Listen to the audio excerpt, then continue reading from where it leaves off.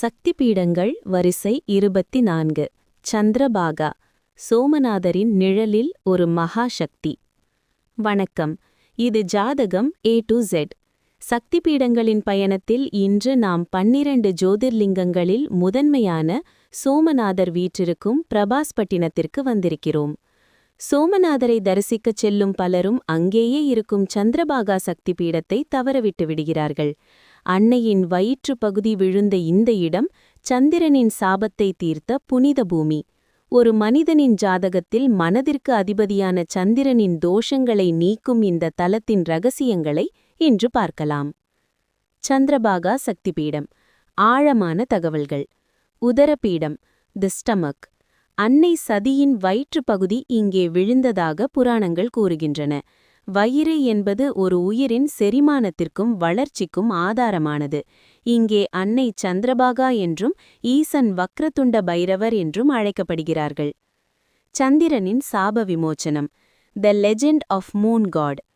தக்ஷனின் சாபத்தால் தேய்ந்து போய்க் கொண்டிருந்த சந்திர பகவான் இந்த நதிக்கரையில்தான் சிவபெருமானையும் சக்தியையும் நோக்கி தவம் செய்து தனது ஒளியை மீண்டும் பெற்றார்.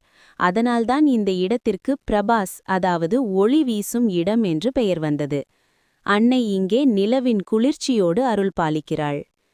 கடற்கரை தலம், த கோஸ்டல் பவர். அரபு கடல் அலைகள் அன்னையின் பாதங்களை கழுவும் வகையில் இந்த கோயில் அமைந்துள்ளது. இங்கே சிலைகள் கிடையாது.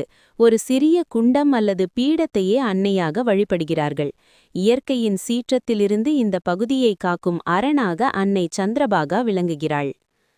ஜாதக ரீதியான பலன்கள். சந்திரதோஷம், மூன் அஃப்ளிக்ஷன்ஸ். ஜாதகத்தில் சந்திரன் பலவீனமாக இருப்பவர்கள், மன அழுத்தம் அல்லது அடிக்கடி மனநிலை மாறுபவர்கள் சந்திரபாகாவை வேண்டினால் மன தெளிவும் நிம்மதியும் கிடைக்கும்.